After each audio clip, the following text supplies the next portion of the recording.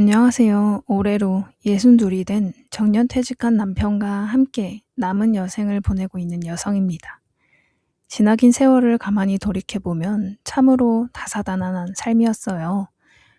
지난 30여 년 동안 오직 한 가정을 올바르게 꾸려나가겠다는 일념 하나로 제 청춘과 건강, 그리고 제 개인의 삶은 전부 다 바쳤습니다.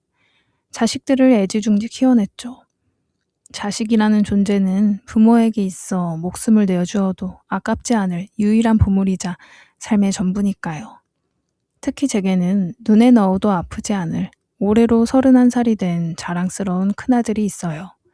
제게 있어 큰아들은 단순한 자식 그 이상의 존재였습니다.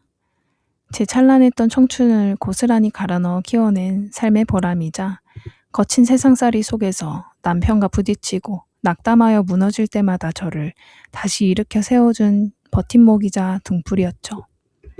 남들이 다 부러워하는 번듯한 대기업에 당당히 입사하여 매일 아침 제가 정성스레 다려놓은 하얀 와이셔츠를 입고 출근하는 아들의 널찍한 뒷모습을 바라볼 때면 말로 다 표현할 수 없을 만큼 벅차오르곤 했어요. 저 아이가 내 아들이다. 내가 저 녀석의 엄마다. 이 자부심 하나로 동네 이웃들에게 커피 한 잔을 사면서도 어깨가 으쓱해졌던 어찌 보면 참 철없는 엄마였습니다. 동네 주부들이 모인 반상회나 미용실에서 아유, 영수엄만 좋겠어. 아들이 대기업 다니지 속 한번 안 썩이지. 자식 농사 하나는 대한민국에서 1등으로 지었네 하고 칭찬할 때면 손사래를 치면서도 입꼬리가 귀에 걸리곤 했습니다. 그게 부모 사는 낙이 아니고 무엇이겠습니까?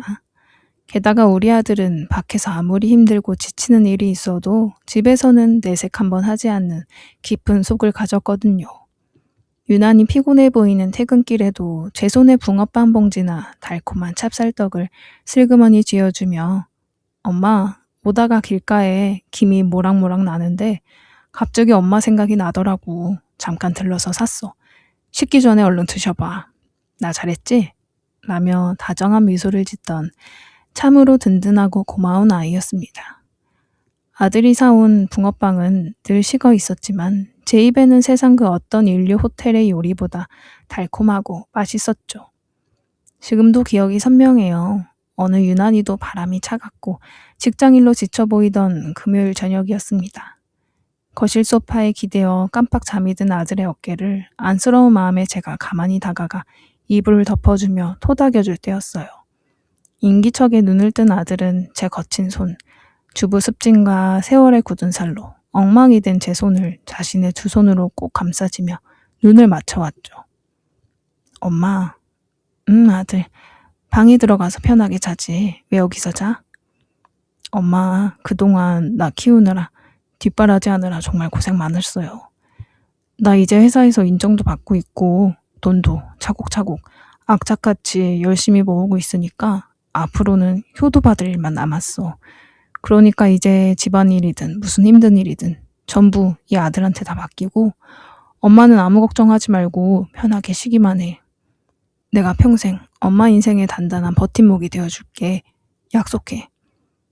그 진심 어린 말 한마디, 자식의 따뜻한 눈빛 하나에 평생을 고생하며 쌓였던 온몸의 피로와 해묵은 서러움이 마치 봄눈 녹듯 하얗게 사라지곤 했습니다.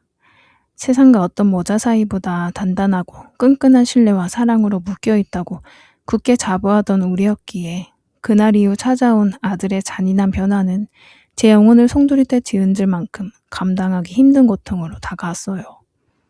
영원히 꺼지지 않을 것만 같았던 우리 가족의 소박한 행복은 정말 아무런 징조도 없이 기습적으로 흔들리기 시작하더군요. 시작은 지난해 이른 봄날부터였습니다.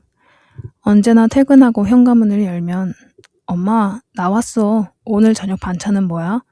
하고 우렁차게 인사하며 제 안부부터 묻던 아들의 눈빛이 처음으로 낯설게 달라져 있었죠. 그것은 단순히 피곤해하는 수준이 아니었어요. 마치 거대한 장벽이 아들과 저 사이에 툭 떨어진 것만 같았죠. 처음에는 그저 과중한 업무 스트레스와 연일 이어지는 야근, 그리고 직장 상사들과의 갈등 때문이라고 스스로 불안을 애써 다독였습니다. 그래, 이제 30을 넘겨 조직에서 본격적으로 살아남기 위해 대기업이라는 정글에서 치열하게 경쟁해야 하니 얼마나 압박감이 심할까. 그 착하고 다정했던 아들을 잠시 무뚝뚝하고 예민하게 만든 건 전부 저놈의 회사 일 때문일 거야. 그렇게 스스로를 위로하고 또 위로했죠. 그렇기에 저는 서운한 내색조차 감히 하지 못했고 원망 어린 한마디조차 먼저 건네지 못했습니다.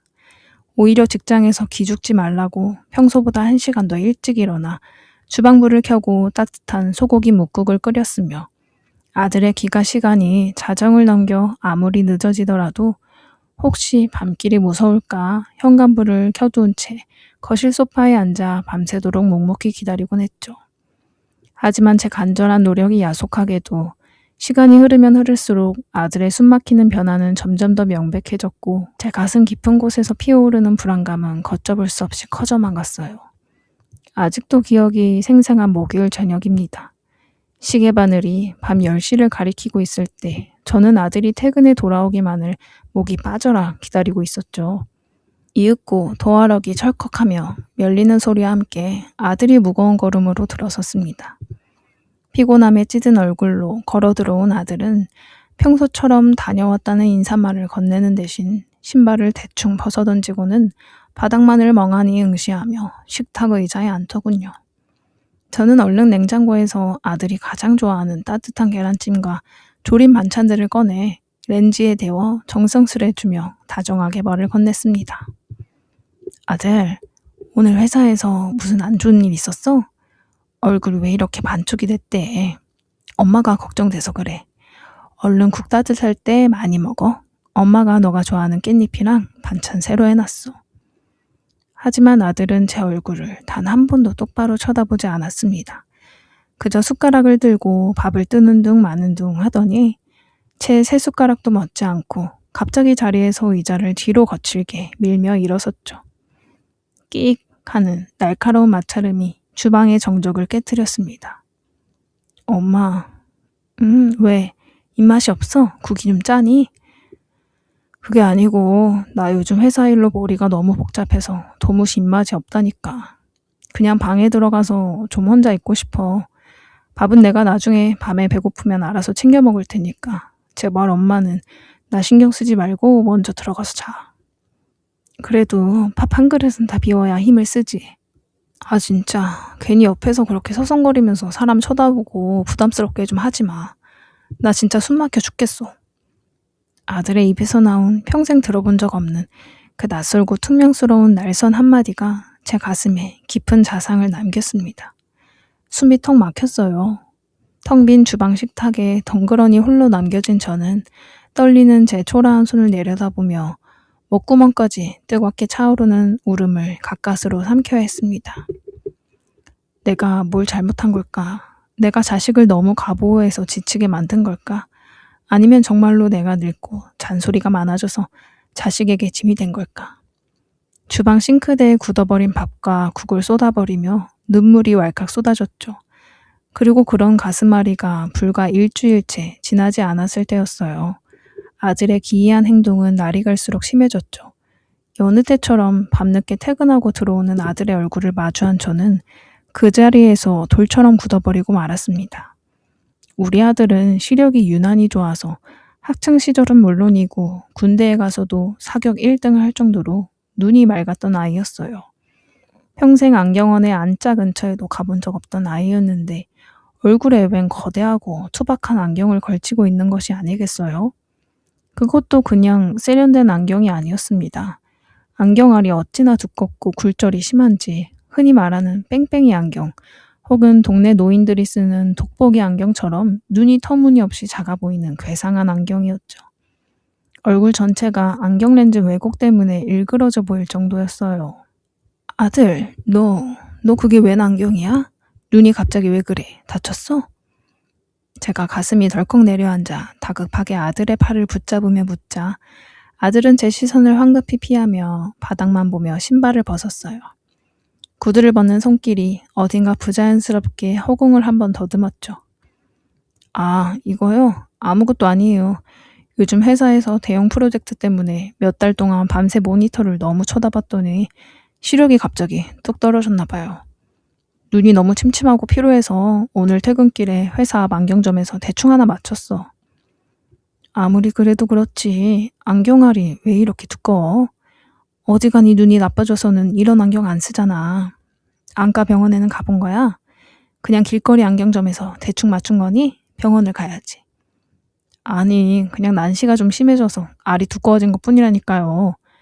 별일 아니니까 제발 신경 좀 쓰지 마세요. 저 지금 너무 피곤해서 쓰러질 것 같으니까. 방에 들어갈게요. 말은 그렇게 대수롭지 않다는 듯 뱉었지만 제 마음속 의구심은 전혀 가라앉지 않았습니다. 난시가 심해진다고 해서 하루아침에 사람이 노인네들이 쓰는 돋보기 같은 안경을 쓴단 말입니까? 그날 이후 식탁에서 밥을 먹을 때도 아들의 행동은 가관이었죠. 안경을 자꾸 손으로 치켜 올리며 밥그릇에 머리를 박을 듯이 얼굴을 바짝 들이밀고 음식을 깨작거렸습니다. 심지어 반찬을 집으려다가 젓가락이 허공을 헛손질하며 반찬 그릇 가장자리를 툭 치는 일까지 생기더군요. 예전에 그 다정하고 맑던 눈빛은 온데간데 없고 늘 두꺼운 안경 렌즈 너머로 초점이 흐릿하게 풀려 있었습니다. 게다가 더 수상한 것은 아들의 은밀한 외출이 부쩍 늘었다는 점이었어요. 회사를 가지 않는 주말에 집에 있을 때도 아들은 거실에 가만히 앉아있지 못했죠. 하루에 수십 번씩 핸드폰을 귀에 바짝 대거나 화면을 코앞까지 들이밀며 메시지를 확인하며 안절부절 못하다가 갑자기 서둘러 외투를 입고 밖으로 나가는 것이었습니다.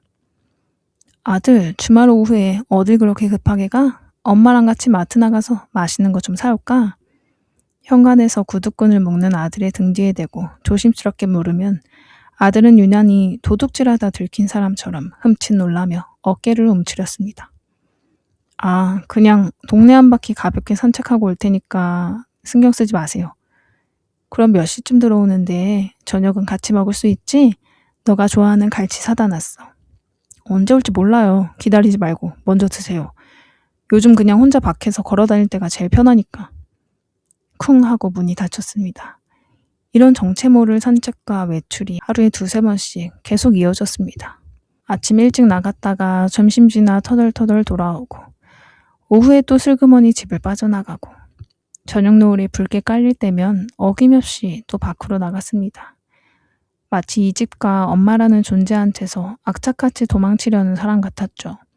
상황이 이쯤 되니 제 마음속 깊은 곳에서도 불길한 의심이 고개를 들기 시작했습니다. 혹시 나 모르게 사채라도 끌었어서 빚쟁이들한테 쫓기는 건가? 아니면 요즘 유행한다는 주식이나 코인 사기라도 당해서 얼굴을 못 들고 다니는 건가? 아니면 어떤 나쁜 물이나 여자에게 엮여서 부모를 멀리하는 걸까? 그렇지 않고서야 30년을 함께 산 자식이 이렇게 부모를 유령 취급하며 거짓말을 일삼을 수가 없었거든요. 늙고 초라해진 부모에게 짐을 지기 싫어서 혹은 부모가 귀찮아져서 대놓고 나를 밀어내려 자연스럽게 인연을 끊을 빌미를 찾는 건 아닐까. 별의별 최악의 생각이 다 들더군요. 밤새 눈물을 흘리며 거실불을 끈 채 잠을 이루지 못하는 날들이 늘어갔습니다. 마침내 제 가슴을 송두리째 무너뜨리는 결정적인 사건이 터지고야 말았어요.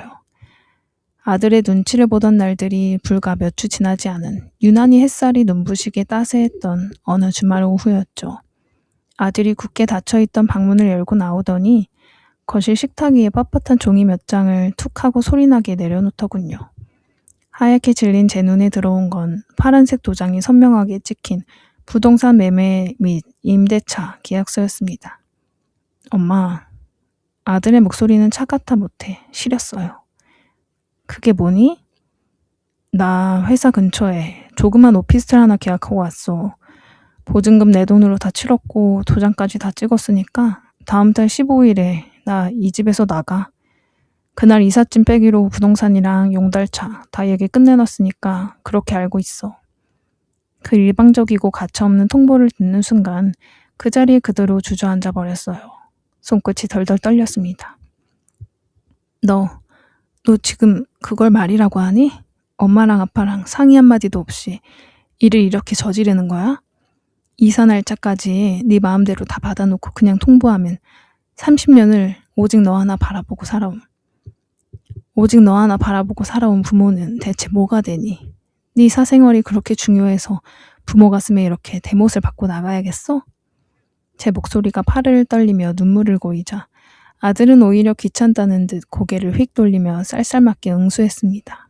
다 말씀드렸잖아요. 회사 출퇴근 거리가 너무 멀어서 길바닥에 버리는 시간이 아깝고 내 몸이 축나서 나가는 거라고요. 요새 내 나이 되면 다들 이렇게 독립해서 살아요. 다 큰 성인이 자기 돈으로 자기 방 얻어서 나가는 게 뭐가 그리 대수라고 유난을 떨면서 사람을 숨막히게 하세요? 나도 내 인생이 있고 내 사생활이 필요하다고요. 너 어떻게 말을 그렇게 해? 우리가 너한테 언제 사생활을 건습했다고 그래? 너가 밤늦게 들어와도 잔소리 한번 안 하려고 엄마가 숨죽여 살았는데 어떻게 너가 나한테 이래? 그러니까 그런 눈치 보는 것 자체가 싫다고요. 내가 왜 집에서 엄마 눈치를 봐야 되는데? 다음 달 15일이니까 이삿짐 쌀 때 도와줄 필요도 없어. 내가 알아서 다 갈 거니까. 그 착하고 다정했던 자식의 입에서 나온 잔인한 말들이 제 가슴을 갈갈이 찢어발겼습니다. 마치 뒤도 안 돌아보고 이 집에서 그리고 나라는 존재에게서 도망치려는 아들의 모습에 서러움이 넘어 배신감과 분노가 치밀어 올랐죠. 이대로 바보처럼 내쫓기듯 자식을 보낼 수는 없었습니다. 진실을 알아야 했죠. 지푸라기라도 잡는 심정으로 저는 아들의 초등학교 시절부터 친하게 지내온 절친 민우에게 연락을 해보기로 결심했습니다. 민우는 대학도 회사도 우리 아들과 비슷하게 들어가서 요새도 자주 만나는 아이였고 예전에는 우리 집을 제 집처럼 드나들며 제가 끓여준 김치찌개를 맛있게 먹던 아들 같은 녀석이었죠. 전화기 너머로 신호음이 가늘게 울릴 때 제 심장은 터질 것처럼 뛰었습니다. 어머니, 안녕하세요. 정말 오랜만이에요. 잘 지내셨죠? 민우의 밝은 목소리를 들으니 눈물이 왈칵 북받쳤지만 가까스로 목소리를 꾹 누르며 가다듬었습니다.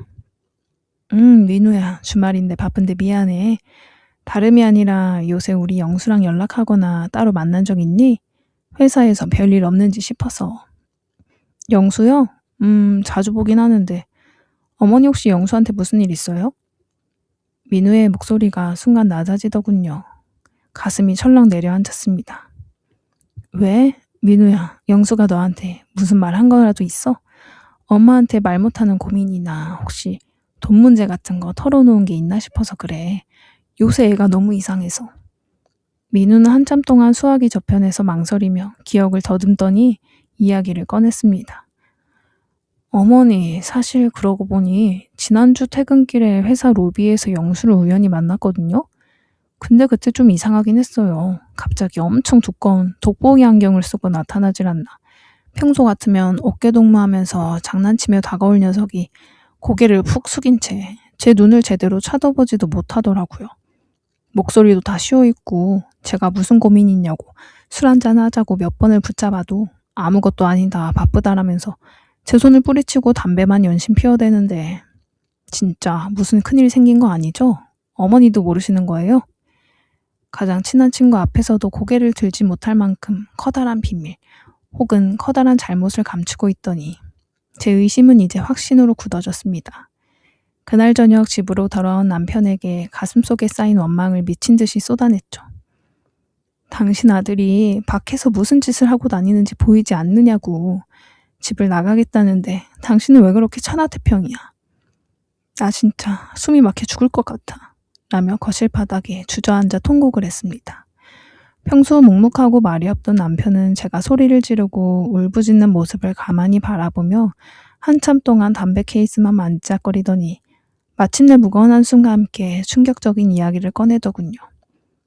여보, 사실 얼마 전에 아들 방 청소하다가 애 침대 서랍에서 대학병원 약봉지를 발견했어. 약봉지? 무슨 약인데? 애가 어디 아파? 무슨 병이래? 안과역이더라고. 그리고 나도 요즘 영수가 거실에서 걸어다닐 때 문지방에 발을 자꾸 찍고 중심을 잘 못 잡고 좀 비틀거리는 것 같아서 남몰래 걱정하고 있었어. 당신이 너무 놀랄까봐 말은 못했는데. 남편의 입에서 나온 대학병원 안과 약봉지라는 말에 제 머릿속이 하얗게 번쩍이더니 눈앞이 새카맣게 변해버렸어요. 안과 약봉지, 정체 모를 두꺼운 돋보기 안경, 친구의 눈도 피하는 죄인 같은 모습, 비틀거리는 걸음걸이. 그리고 부모를 밀어내며 독단적으로 저지른 이사 계약까지. 저는 제 두 눈으로 직접 진실을 확인해야겠다는 결심을 내렸습니다. 아들이 여느 때처럼 두꺼운 안경을 고쳤으며 부자연스러운 걸음걸이로 잠깐 밖에 다녀올게요라며 현관문을 나설 때 저는 미리 준비해둔 검은색 모자를 깊게 눌러쓰곤 외투를 걸친 채 아들의 뒤를 소리 없이 쫓아갔습니다. 자식의 뒤를 몰래 밟는 미행이 부모로서 얼마나 자괴감이 드는 일인지 따질 여유조차 없었죠. 오직 진실을 알아야 내가 살 수 있을 것 같았습니다. 아파트 주차장에서 아들이 자신의 차를 더듬거리며 운전석에 올라타고 차를 몰고 빠져나가자 저 역시 제 차에 시동을 걸고 서너 대 뒤에서 일정 거리를 유지하며 필사적으로 쫓아갔죠. 아들의 운전은 평소와 달리 유난히 느리고 불안정했어요. 브레이크 등이 시도 때도 없이 켜졌고 차선을 밟으며 비틀비틀거리더군요. 제 가슴은 시종일각 타들어갔습니다.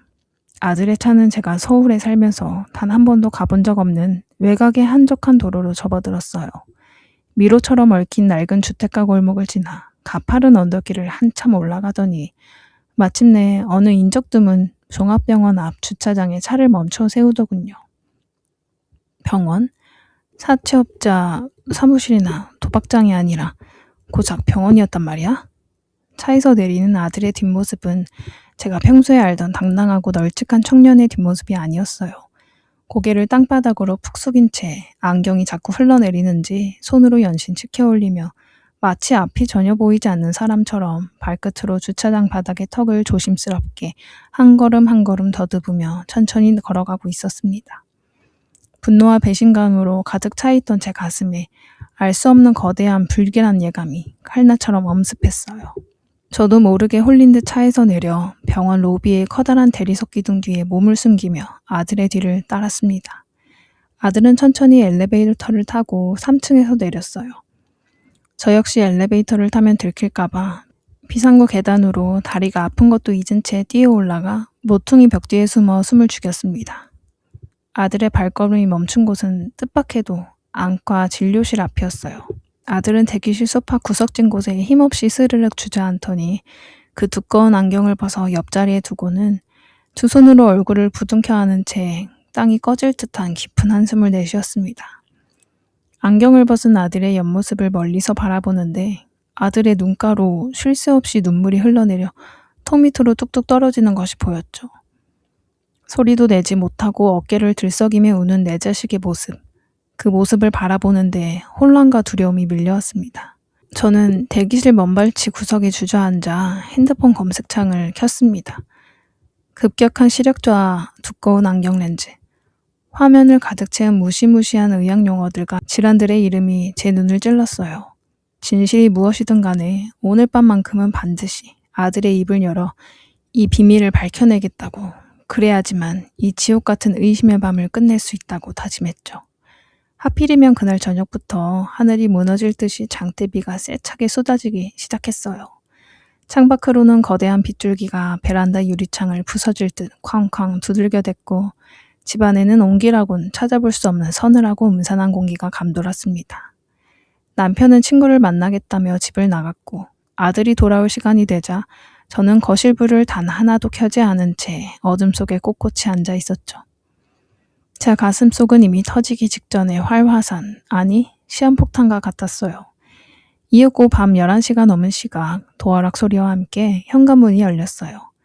우산을 접으며 물기를 털어내고 들어서는 아들을 향해 말했죠. 영수야. 엄마? 깜짝 놀랐잖아요. 우리 오늘 끝장을 봐야겠으니까. 더 이상 거짓말할 생각하지 말고 이리 와서 앉아. 아들은 현관 앞에 그대로 멈춰 섰습니다.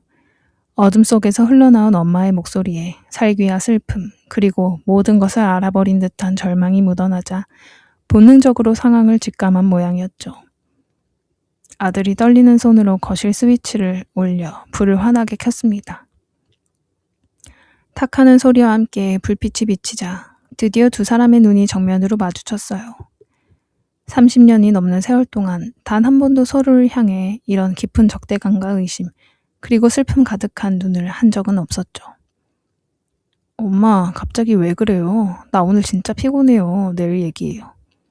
내일? 무슨 놈의 내일? 너 똑바로 말해. 컴퓨터 많이 봐서 안경 맞췄다고? 난시가 심해졌다고? 엄마를 아주 바보 멍청이로 하는구나. 이사 날짜 받아놓고 계약서 보여주면 엄마가 너 사생활 존중해서 웃으면서 네 짐 싸서 보내줄 줄 알았니? 제 질문에 아들의 얼굴은 순식간에 핏기가 없이 하얗게 질러버렸습니다. 안경 렌즈 너머에 초점 없는 눈동자가 사정없이 흔들렸어요. 엄마, 지금 무슨 소리를 그렇게 심하게 해요?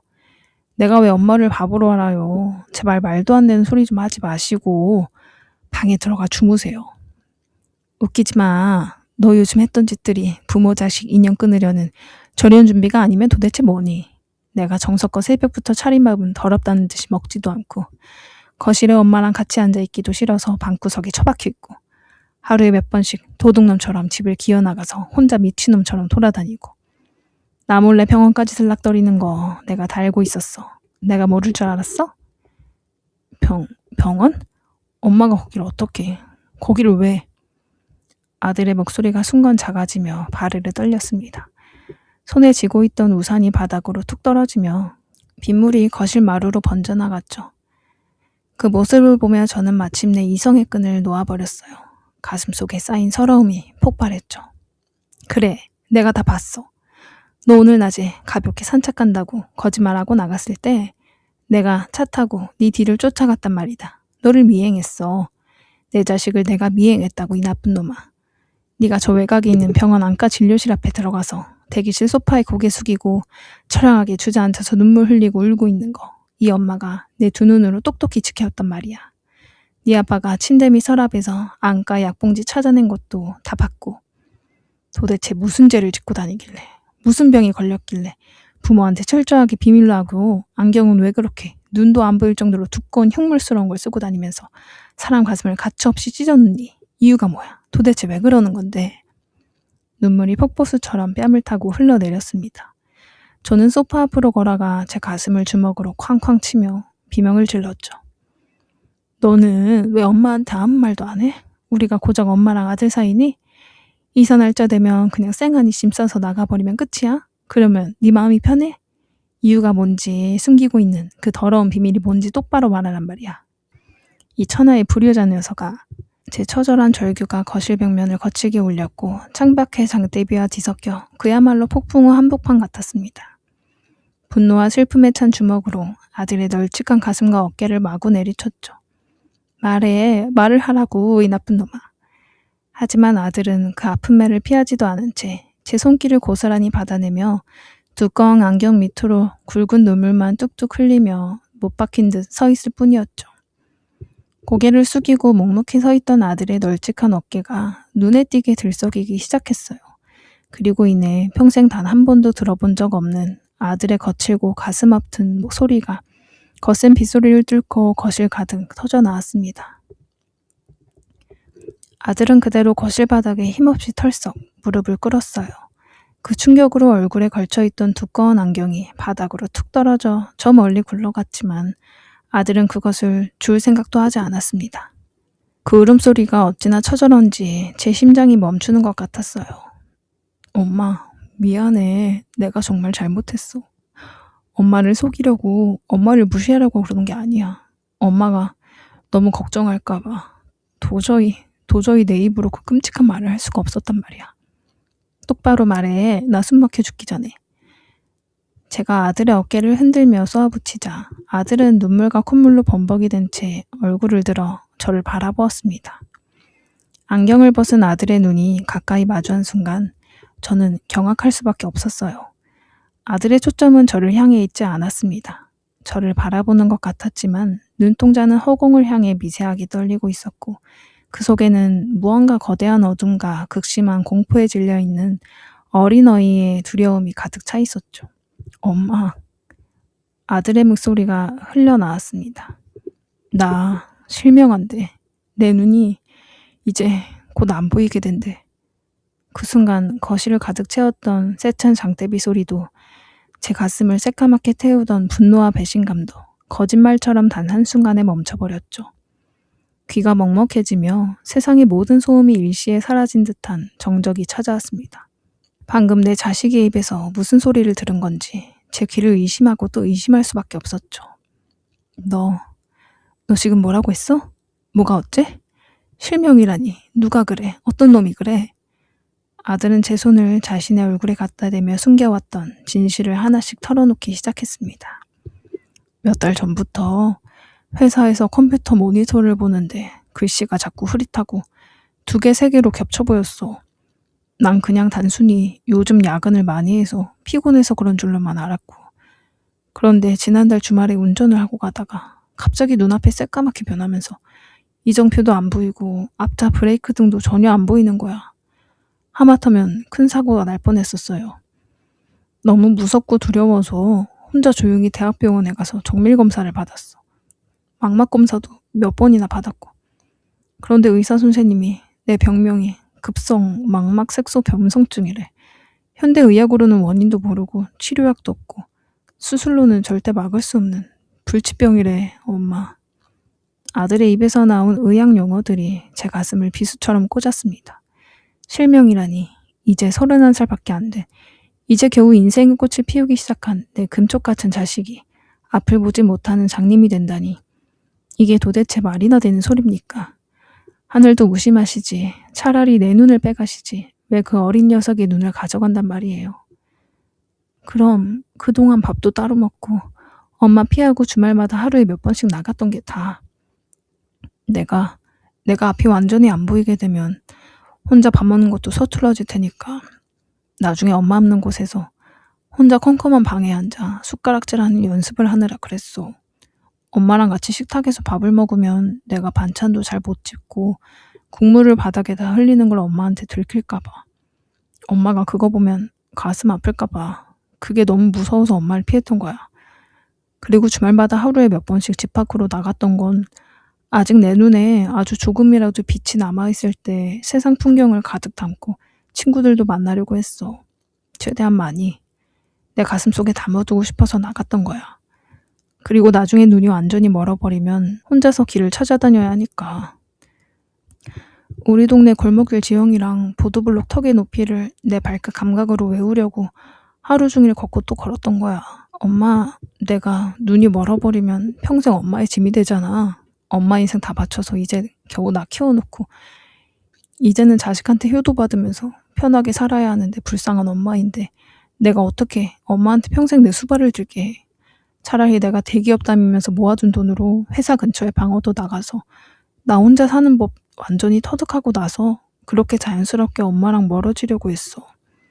엄마한테 차라리 상처 주고 미움받는 나쁜 자식이 되는 게 장님이 된 장애인 자식이 되는 것보다 100번 1000번 나을 것 같아서. 그래서 모질게 굴었어, 엄마.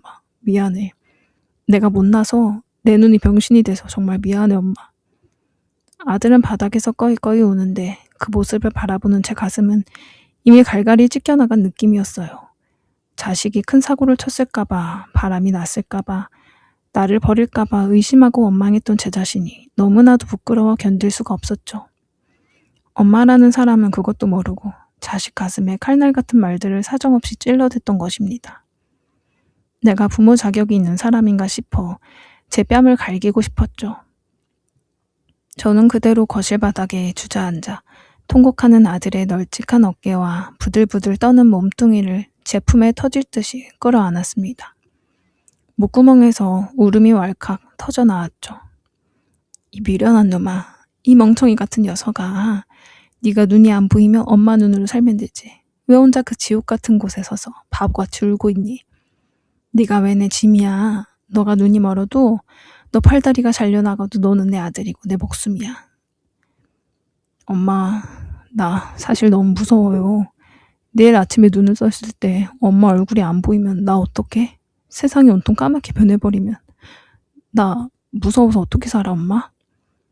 31살 먹은 대기업 다니는 번듯한 내 아들이 제 품에 안겨 마치 3살짜리 어린아이처럼 옷자락을 붙잡고 사시나무 떨듯 오열했습니다. 저는 아들의 머리를 꼭 껴안고 눈물을 제 옷으로 닦아주며 밤새도록 토닥여 주었죠. 엄마가 있잖아. 네 뒤에는 엄마가 눈을 뜨고 서 있어. 아무 걱정하지 마. 너 눈 안 멀어. 엄마가 너 눈이 되어줄 거야. 창밖의 장대비는 그칠 줄을 몰랐고 밤은 깊어져만 갔지만 더 이상 우리 모자 사이를 가로막던 차가운 오해와 의심의 벽은 존재하지 않았습니다. 아들이 식탁 위에 던져두었던 오피스텔 독립계약서는 그 자리에서 제 손으로 갈갈이 찢어 베란다 창밖 폭풍우 속으로 날려버렸어요. 이 집에서 한 발짝도 못 나가. 죽어도 엄마랑 살고 죽어도 엄마 옆에서 죽는 거야. 세월은 흘러갔고 대학병원 의사의 냉정한 진단대로 아들의 시력은 서서히 그러나 아주 확실하게 희미해져 갔습니다. 불과 1년 뒤 아들은 세상의 형체와 아주 미세한 빛의 유무만을 겨우 구별할 수 있는 상태가 되었죠. 자식의 눈앞이 완전히 암흑으로 뒤덮이던 날 저는 방구석에서 혼자 숨죽여 울었지만 아들 앞에서는 단 한 방울의 눈물도 보이지 않았습니다. 부모가 무너지면 자식은 자살할지도 모른다는 생각에 저는 악착같이 정신을 차렸어요. 번듯하게 다니던 대기업은 결국 아쉽게 사직서를 내야 했죠. 동네 사람들은 아유 영수 엄마 아들이 왜 회사를 그만뒀대? 좋은 직장인데 아깝게 하고 수군거렸지만 저는 당당하게 말했습니다. 우리 아들 다른 더 큰 일 준비해요 라고요. 우리 아들은 절망에 빠져 주저앉지 않았습니다. 왜냐하면 제가 매일 아침 아들의 지팡이가 되어 그의 손을 꼭 잡고 지하철을 타고 복지관에 다녔기 때문입니다. 아들에게 점자를 배우게 했고 스마트폰에 시각장애인용 음성 안내 기능을 익히도록 도왔으며 안 보아도 세상과 소통할 수 있는 새로운 기술들을 함께 공부했죠. 아들이 넘어지면 안아 일으켰고 물컵을 쏟으면 엄마가 새로 닦으면 돼. 아무것도 아니야. 라며 호탕하게 웃어주었습니다. 그렇게 3년이라는 세월이 흐른 지금 우리 아들은 비록 앞을 보지 못하지만 그 어떤 사람보다 단단하고 아름다운 영혼을 가진 청년으로 다시 태어났습니다. 그리고 기적 같은 일도 생겼죠. 아들은 눈이 안 보이는 대신 귀와 마음이 무서울 정도로 밝아졌어요. 이제 아들은 제 발걸음 소리만 들어도 제 숨소리 하나만 들어도 제가 기쁜지 슬픈지 혹은 오늘 어디 무릎이 아픈지 단번에 알아차리는 능력을 갖게 되었습니다. 엄마, 어느 날 저녁 거실에서 제 어깨를 안마해주던 아들이 다정하게 말을 건넸어요. 아들, 왜? 우리 오늘 동네 마트 다녀오면서 좀 많이 걸었지?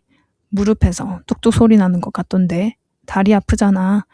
이리 와서 여기 소파에 편하게 앉아봐.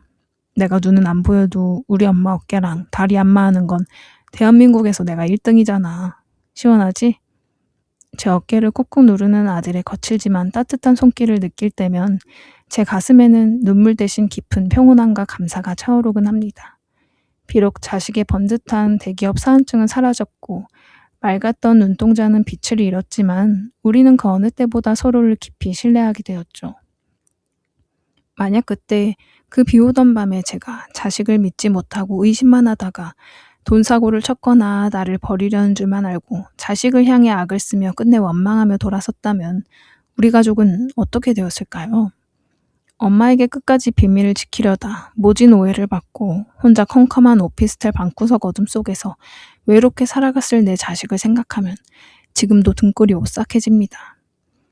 자식이 갑자기 부모를 멀리할 때, 유난히 거칠게 반항하고 방문을 걸어 잠글 때, 혹은 말도 안 되는 고집을 부리며 부모의 가슴을 찢어 놓을 때, 부모는 자식을 원망하고 겉모습만 보고 탓하기 전에 그 자식의 마음속을 얼마나 거대하고 끔찍한 지옥과 외로움 싸움이 도사리고 있는지 먼저 들여다보아야 한다는 것을 저는 이 피눈물 나는 아픈 경험을 통해 뼈저리게 배웠습니다.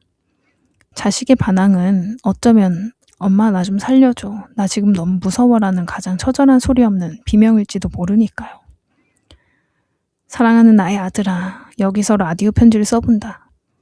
네 눈앞의 세상이 비록 칠흑 같은 암흑으로 가득 찰지라도 절대 두려워하거나 외로워하지 말거라.